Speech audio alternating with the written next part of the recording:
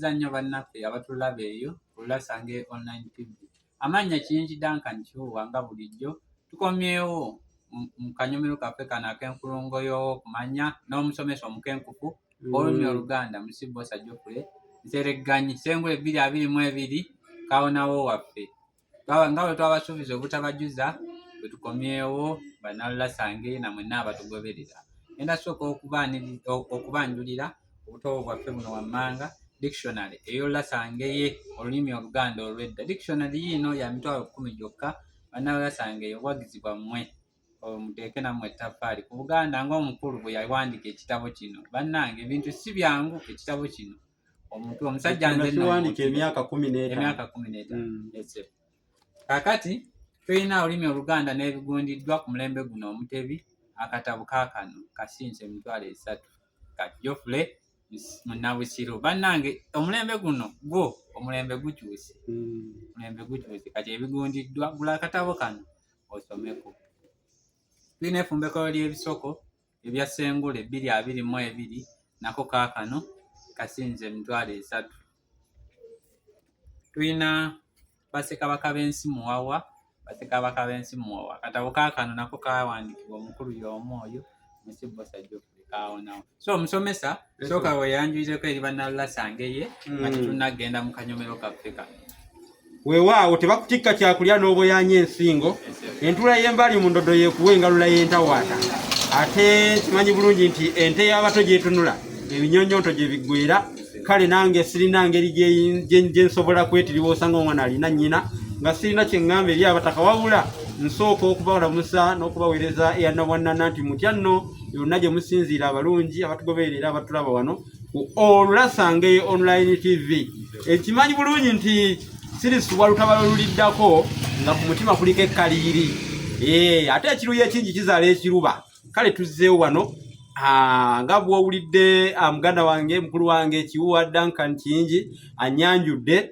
Sijja kwogera kuno nakulinga omukono gw'omusasi mbiyiteko ngeri yakalambiko ng'ekibba ekiyita ku mugenyi. Nammwe muwulire ensonga nga tuziruŋŋamya n'emmandwa eranname. Togenda ogw'enswa togenda ogw'ennyama. Wuliriza ensonga zino naawe osanga onoosobola okuzinnyonnyola abalala wamma ebintu byonna ne bitambula kalannamo ettooka ekkulu ke ligenda n'omumizi. Nze Saava Bosa Musisi Nseregganyi Munnabusiro Musisi owammwe kawonawo Ssengule 2022. Kati abo bannalulasange egyo ensinziira okusindika omulanga gwange obutakungula eri yonna mwejje bali abantu ba Ssekinnoomu abazira kisa gye bali. Osobola okudduukira omusomesa waffe olw'obuzibu bwe yagwamu yasabibwa $3.5 okuzzaawo amannyo 3.9 kumpi ze $3.9 ziyasabibwa. Kati buli alina kyalina okuzzaamu amannyo gano. Era bannange twongera okuweereza okusaba kwaffe omuzira kisa yenna ali eyo nga munnange osobola okunyamba. Omusomesa yatatera kufiibwako, omusomesa w'eggwanga tatera kufiibwako. Ogenda n'owulira abantu omuntu okutuula obutuuzi mu palamenti naddaawo n'ateesa oluusi abamu babongoota n'okubongoota ng'afuna $3 omwezi. Naye omusomesa talina kyafuna nnyo kibeerawo naye ate asomesa abantu bangi. Omusomesa yasembayo okufiibwako wano afuna omusaala mutono naye ate asomesa abantu bangi nnyo bonna tubasomesa ku mitendera gyonna. Kale nno bannange omuzira kisa $4 waliwo omuntu ng'agamba kale ezo nziryamu kyamisana ku Serena. Munnange sobola okudduukirira tukaaba tukuba amabibi ku ttaka wabayo omuzira kisa asobola okuyamba mu mbeera eno efuna amannyo nziremu okukwaziza nga bwe gwalinga edda. Kuba abatemu be nagwamu mukulu wange saakiyita teri yayita kibi ate ne walumbe taweebwa mukono. Naye nalabira awo nga munnange ngudde mu bantu abo abakabbulu ne banzijamu amannyo ate nga n'obulamu baali babutwala. Kale tusobola okulwanirira n'okutaasa ekikyaliwo. So bannalulasange ndowooza mumuwulidde omukulu nga naye ayogerako gye muli. So kakati musomesa tukomyewo mu kanyomero kaffe ak'enkulungo y'okumanya. Olunaku olwaleero waliwo enjogera egamba nti ngulube Nalunga yakola atya? Nkole mpomye Nalunga nkole mpomye Nalunga yagoya amayuuni yagagoya atya musomesa. Kati Nalunga ono abantu basooke beebuze era nti Nalunga oyo gwe boogirako yaani?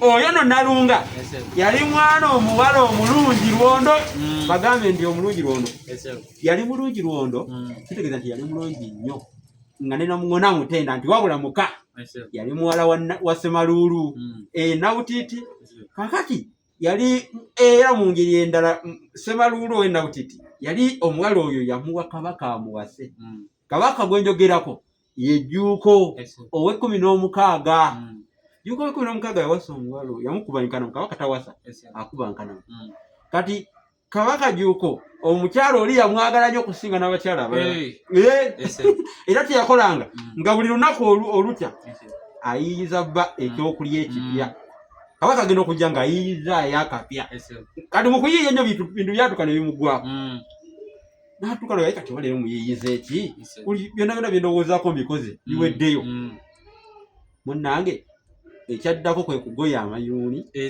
nga bw'onoogoya obanga mu lumonde bamugoya ne bakola omugoya naye tusanga omuntu ng'agoyezza amayuuni mu Buganda era tekyaliwo kyali kipya nnyo nga tekisangika naye yagotta amayuuni n'agagoyaagoyamu omugoyo naye abantu bakizuula nti ekimukoze ekyo gwali mukwano bwe yalina ne kabaka Jjuuko era abantu ne bamuggyako enjogera eyo anti yali akola kuwoomereza okola ennyo ebirungi n'ofuna ate engeri abantu gye bakuwaana n'oyitiriza okolamu ensobi Nalunga yakola ekintu abantu kye batasuubira era kye bali batalabangako bo bakiraba nga kikontana n'amateeka g'ebyenfumba mu Buganda mu biseera ebyo kyali kikontana n'amateeka g'ebyenfumba eyaliwo mu Buganda mu biseera ebyo kale ne bagamba nti kale olaba omuntu okukola n'ayita we yandikomye akivaamu ng'ayonoona we waava enjogera egamba nti nkole mpoomye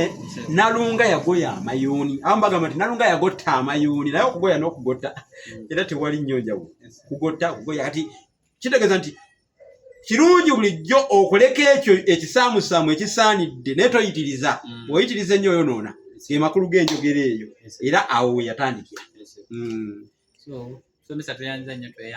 weewaawo tojjangako mu kanyomero mpozi nenyongereza nga bwe tabambire amayuuni ago yagagoya bali ku kasozi Bukasa naye oluvannyuma baakatuuma n'erinnya nkole mpoomye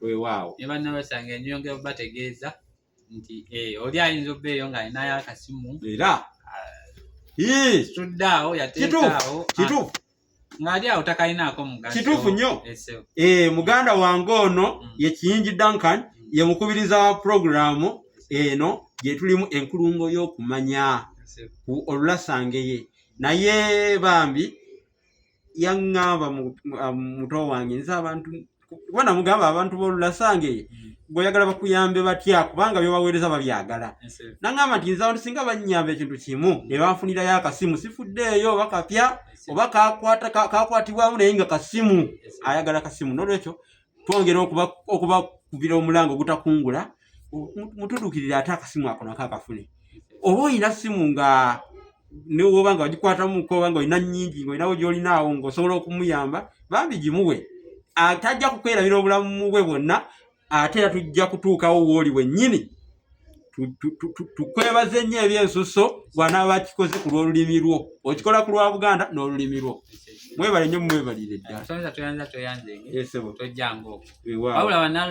yenna essimu gye bawadde essimu bw'obeera otunoonya alinko obuyambi bwonna bw'ogenda okusindika oba olina kasimu ng'oyagala kukasigamu mu muganda wange isa obubaka bwo ku ssimu eno eya WhatsApp eri 078 599 343 eri 078 599 343 erine ku WhatsApp tuyanze musomesa bannabasanga temujjangu okwo weewaawo kakati nga tuwunzika akanyomero kano ak'enkulungo y'okumanya mbajjukiza akatabo kaffe kano dictionary mu Luganda olwedda yasinze emitwe 10 gyokka ng'osoma ebifa mu bwandiisi tulina olulimi Oluganda n'ebigundiddwa ku mulembe guno omutebi nako ka mitwalo 3 kano bassekabaka b'ensi muwawa ka mitwalo 3 tulina ne efumbekero ly'ebisoko Assembly 222 tuyanze egimusomesa